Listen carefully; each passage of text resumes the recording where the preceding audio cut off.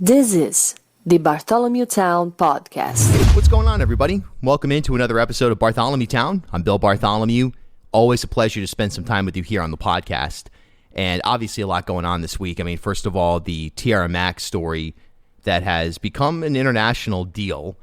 This is the reaction to a video that she posted on her campaign TikTok account in which she's performing an inverted twerk and at the end says, vote Senator Mack. And look, the controversy around this has been, it's kind of come from different spaces and different levels of aggression, if you will.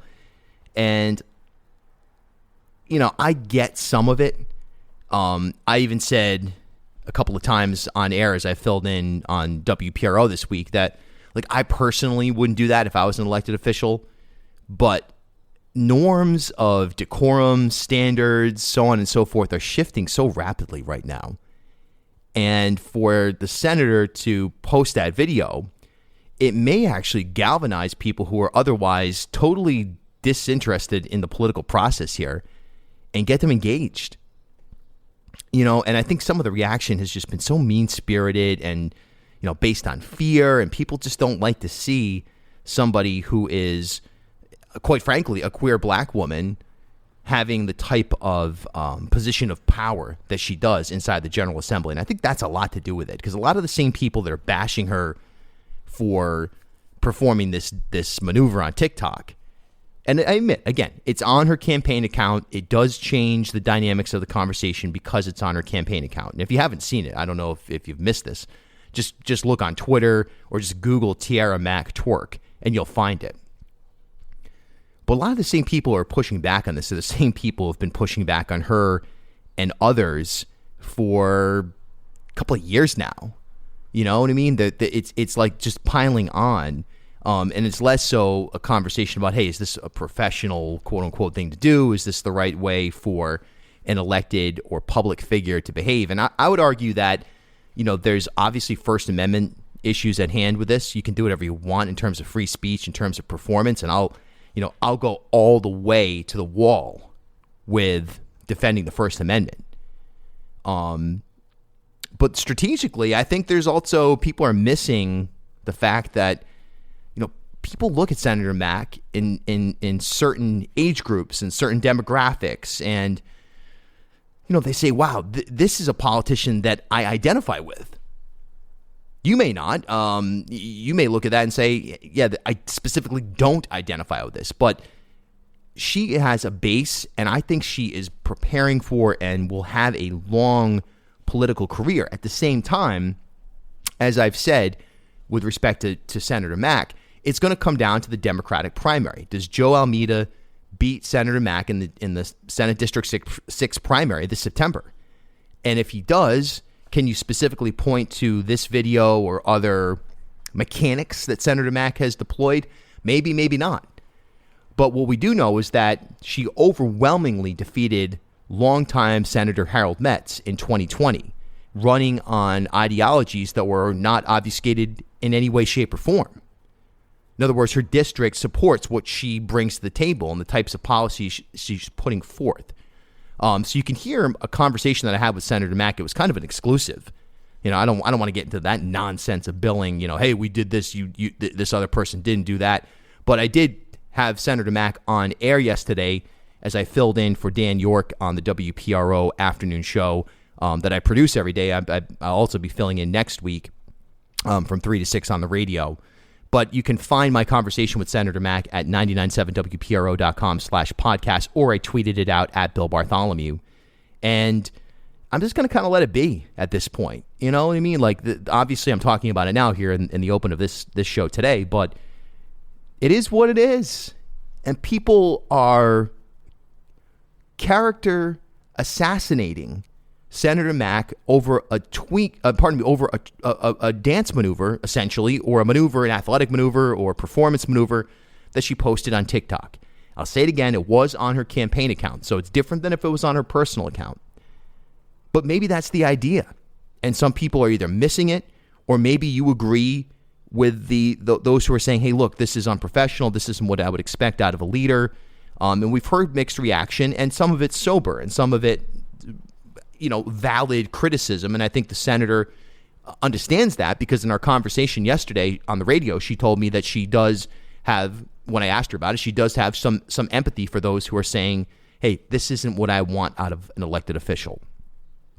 But we'll keep an eye on that, I guess. You know what I mean? It's kind of run its course. I mean, really on to the next thing is how I see it. And, there's always going to be haters no matter what.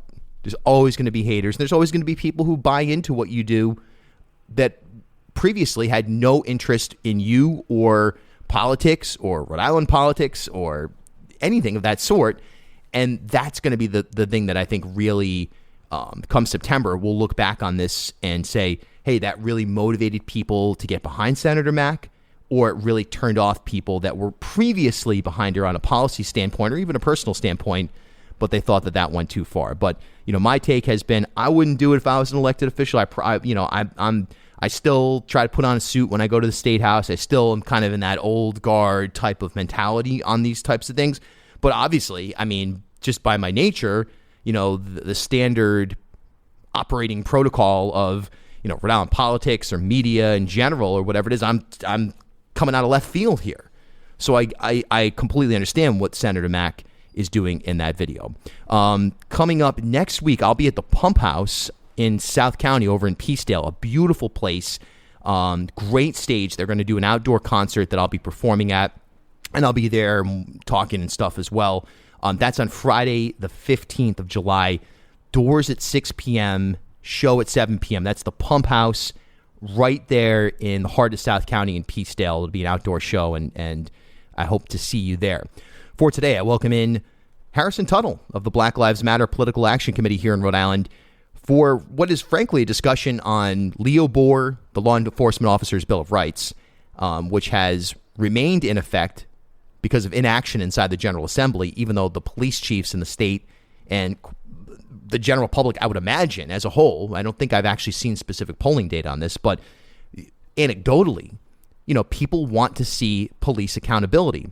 And that law, that protection for police officers hasn't shifted, and that's a concern for a lot of folks, and specifically with wearing body-worn cameras. And there was an incident in Providence over the 4th of July weekend that evoked a lot of emotion, and there is a police account of this which says that the person involved did have a weapon.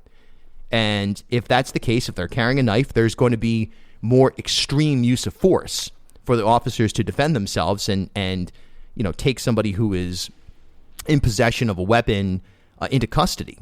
But what we see in, I don't even know what it is, a security camera footage, an observer of some sort of footage that's been posted, we see an extremely aggressive series of maneuvers that, quite frankly, are reminiscent of what we saw with the Derek Chauvin incident and the murder of George Floyd. So we discussed that today with Harrison Tuttle. They put out a statement, and that's our conversation for today. Remember, new episodes of Bartholomew Town are every Tuesday and Thursday right here wherever you're listening. Plus, you can hear the radio show on WPRO every Saturday afternoon at 3 o'clock. A lot coming up, scheduling a lot of political stuff, some forums, and we'll have some specific announcements on that coming up soon. Bartholomew Town is brought to you in part by Commonwealth Care Alliance of Rhode Island, delivering uncommon care to Rhode Islanders, and Pure Vita Labs. Visit purevitalabs.com. All right, so Harrison Tuttle, Black Lives Matter Political Action Committee here in Rhode Island.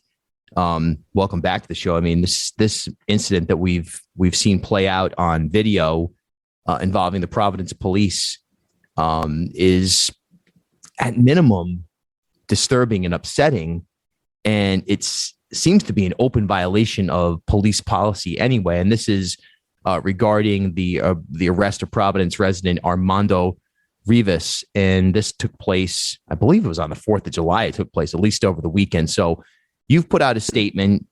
It has long-ranging implications in the sense of a long-term goal of repealing Leo Bohr. But let's just get right into it. Your statement and where you and your organization sit on this incident in Providence. Well, first off, thank you for having me on again, Bill. One of the things that was extremely concerning was the fact that you had a knee restraint being used that was immediately, you could tailor that back all the way to George Floyd, in which a lot of folks started paying attention to police brutality across the country. And then the open palm strike, and slamming this kid who, I'm not that much older than him. And so a lot of these situations I look to be in, and I could think of that could be any one of my friends, that could be me. We don't know, what had happened, whether he had a knife. Apparently he did. But what events followed that almost under a minute clip, we don't know, because there wasn't a body camera video. And so, you talk about long-term implications. We've obviously got a fight with the General Assembly the last two sessions about police accountability and transparency, and how Leobor is one of the main deterrents to actually holding police officers accountable, which prevents not only the mayor of any city and town, but also their police chief from commenting or really exercising their power to hold their own city employees accountable and speaking on the issue. And so it's a really concerning aspect that here in Rhode Island, 2 years after the murder of George Floyd, all of these conversations being had, that something as basic as accountability and transparency can't be reached through our General Assembly. Yeah. And I think that when you look at this specific incident, as you mentioned, the police do say that there was a knife on Mr. Rivas, and that there was, reason for exerting force of, above the standard protocol for an arrest. But like you said, the lack of body cams. I mean, what is this? Because that's where this all breaks down. You can't have a serious conversation about this issue without having complete context. And we lack that. And we're basically taking statements from both sides and a short video clip and trying to put it together. But how great of, or I guess how egregious do you find the fact that the body cameras weren't on above and beyond what took place in terms of the physical nature of this arrest?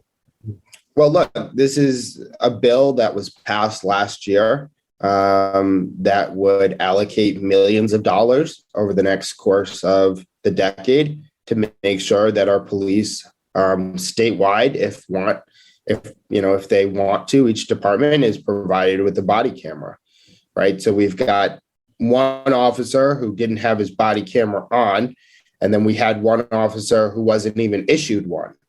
Yeah. And so it really begs the question, does the Providence Police Department need an audit? Where are we allocating this money? How many officers on the streets actually have their body camera videos on? And are we being proactive in terms of making sure that every single person, not only in the city of Providence, but all across the state, are able to know that where their taxpayer money are going is being used wisely. And I think that the body camera video not being shown is extremely disappointing from not only two officers, but two high-ranking officers who should be setting the example for other subordinates throughout the police department. Yeah, I'm going to read the statement that your organization put out over Independence Day weekend.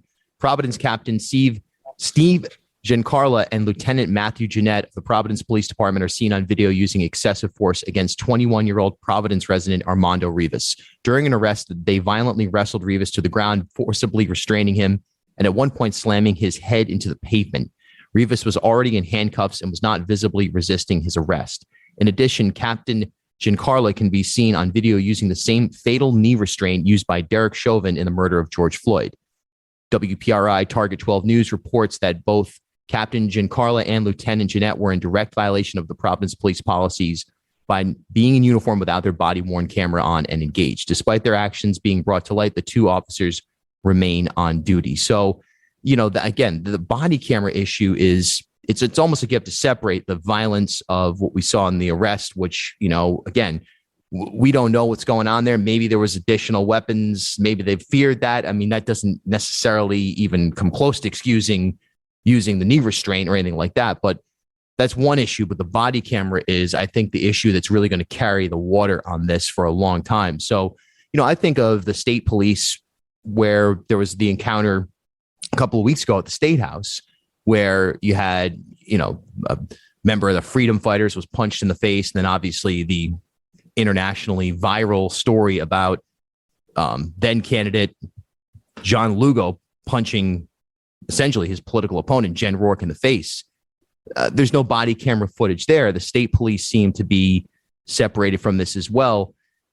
You wonder, at what point is this going to become a priority? I understand that there's IT challenges. I've talked to people about this inside police departments. They say, look, the cloud storage space, there's a lot of expenses associated with it that are not necessarily included in the allocated funds. But I mean, at what point does this become like tomorrow we're going to figure out for every police department in the state how to get active body cameras on?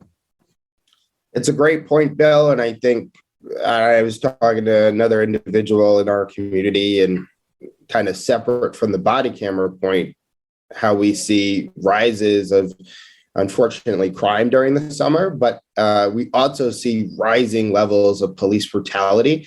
You look to Sale Street around this time last year. We look to other instances in which, for some reason, specifically, the Providence Police Department just loses their mind. And there are some individuals that do, not the entire force, of course, but in terms of looking at it from a perspective of police brutality, we do see that during the summer, during this time, that officers in the Providence Police Department act up. And, I know that the body camera videos was passed in last session, not this session, in 2021, I believe. Yeah.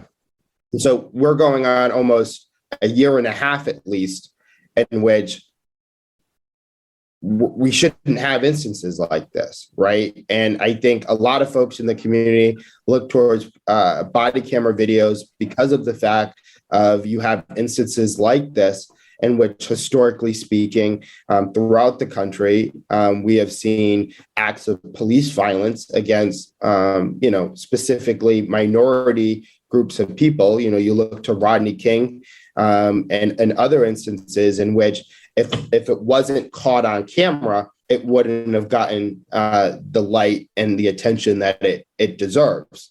Right. And so that's why body cameras are so important. And it's really disappointing, like I said, that two high-ranking officers don't. This isn't a case of, a new patrolman going on the force and maybe is working through the process of getting a body camera. These are people that have been on the force, assuming for at least 3+ years. And so it's incredibly disappointing. And I do think that there needs to be an audit where this money is going. So what are the next steps then? If such an audit were to take place, it would obviously come through the city council, would be my guess. Although the funds and how they were allocated, I guess there could be a statewide audit as well. What's your organization going to do next in terms of following up on this? Well, I think we've got to continue to work first and foremost to make sure that the people that are running for office this year have the best of a shot to win. Obviously, when it comes to calling any type of action, whether it's asking the General Assembly to go back when it comes to abortion issues or police brutality issues, it doesn't look like that's happening. And so, unfortunately, we have to wait until quite literally next year for that.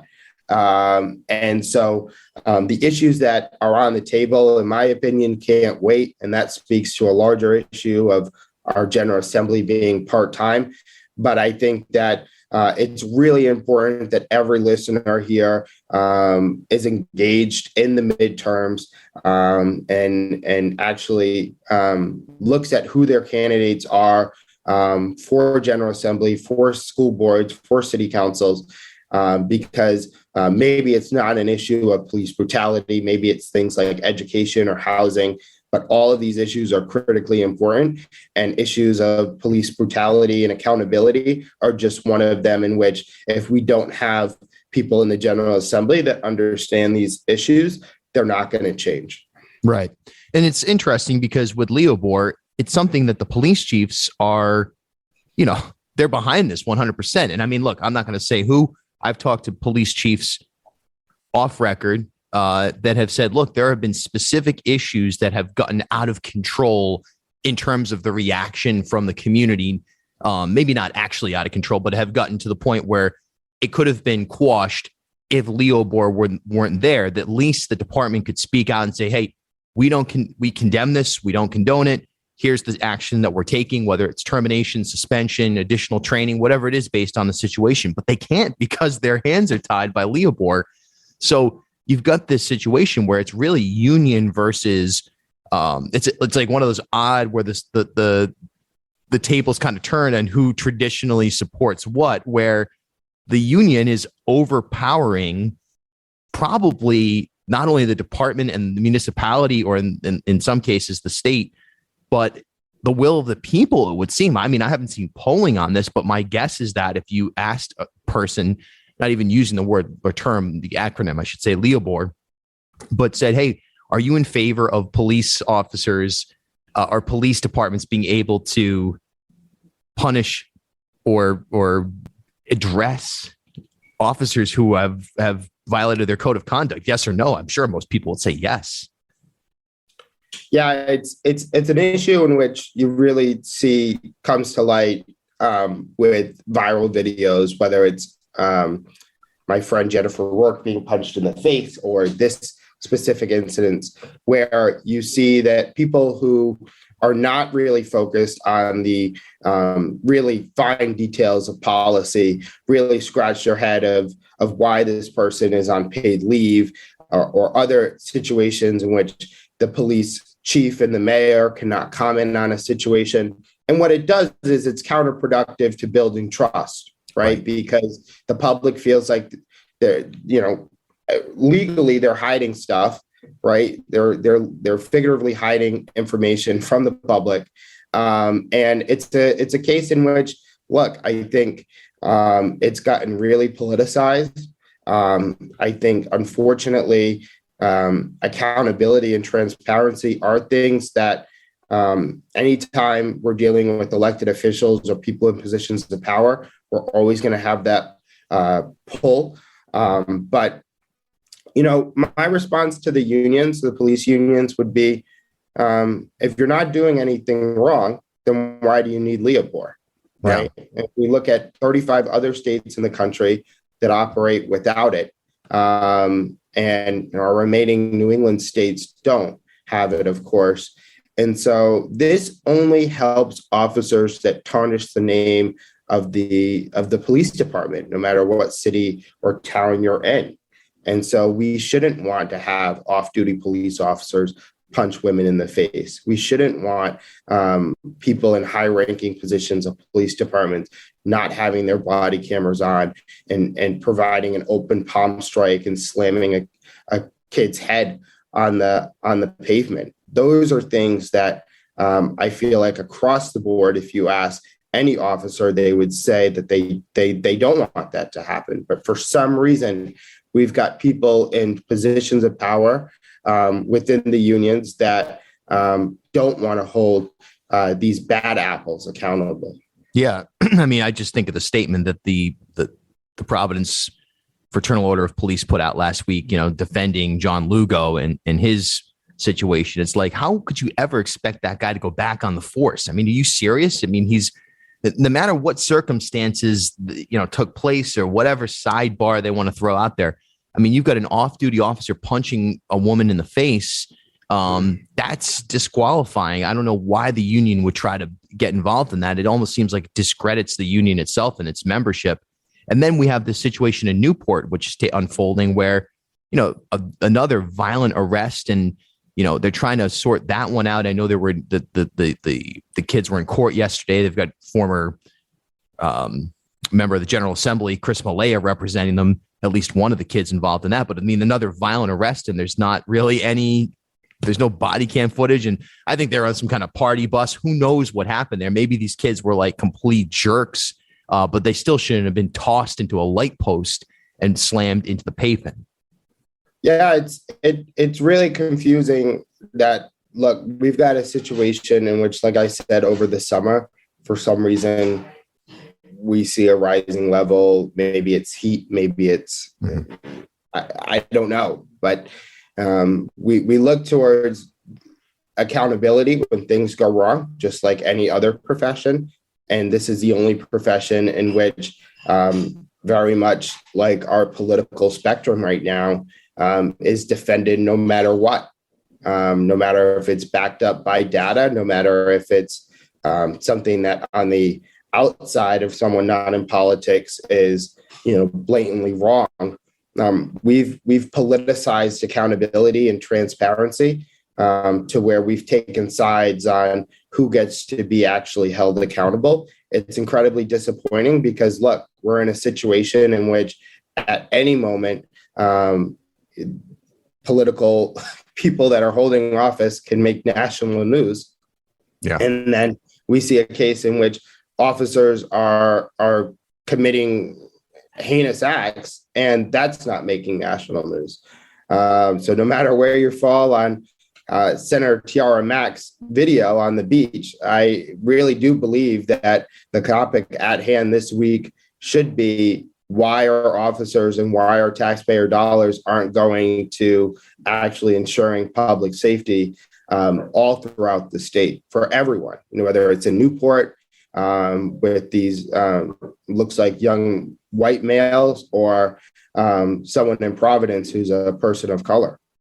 Harrison Tuttle, Black Lives Matter Political Action Committee here in Rhode Island, also a candidate. I'm sure we'll get into that at some point as well. Specifically, I look forward to it. No doubt. Hey, send your email to me, bill@ripodcast.com. If you've got a question for a candidate, a question for me, send it on over. We're going to read it on air. At HealthSource RI for Employers, we provide access to health insurance to more than 1,100 local businesses and nonprofits, and 96% of them renew through us every year. Maybe it's our choice of 19 different health plans, our 10 years of customizing solutions, or our one local team of dedicated experts helping employers find quality health insurance. See how our numbers stack up for you. Learn more at healthsourceri.com/employers.